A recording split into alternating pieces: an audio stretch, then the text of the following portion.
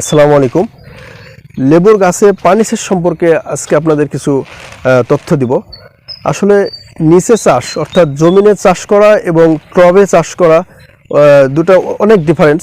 এক্ষেত্রে পানি অনেক কম বেশি লাগে। জমিনে চাষ করলে পানি সাধারণত খুব কম লাগে, তবে টবে চাষ করা এক্ষেত্রে প্রচুর পরিমাণে পানি লাগে। আপনি যদি অলস হয়ে থাকেন বা ছাদে যদি উঠতে না পারেন, এই ক্ষেত্রে আপনার জন্য কখনোই এরকম টবে ছাদে লেবু চাষ করা সম্ভব নয়। এই কারণে পানি অত্যন্ত গুরুত্বপূর্ণ এই যে কোনো গাছের জন্য। আপনি যদি নিয়মিত পানি সেচ না দেন তাহলে এই গাছটি মারা যাবে এবং কখনোই ফল আসবে না।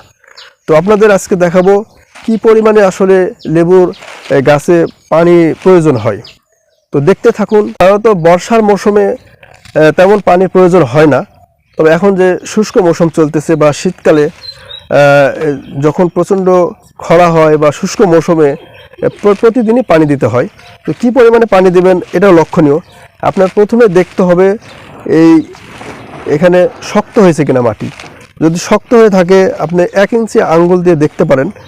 শক্ত হলে অবশ্যই পানি দিবেন, আর যদি নরম থাকে তাহলে পানির প্রয়োজন নেই। তো কী পরিমাণে পানি দিবেন, এই মগে প্রায় 1.5 লিটার পানি আপনারা এভাবে দিতে পারেন।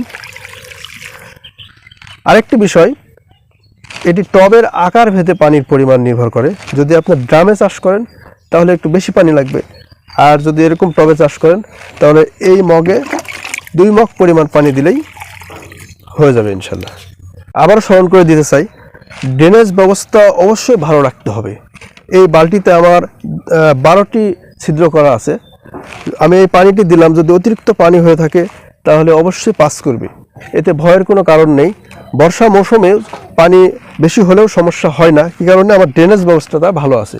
সুতরাং অবশ্যই লক্ষ্য রাখতে হবে, আপনাদের ড্রেনেজ ব্যবস্থা ভালো রাখতেই হবে।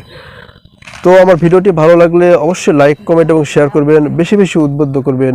আসসালামু আলাইকুম ওয়া রাহমাতুল্লাহ।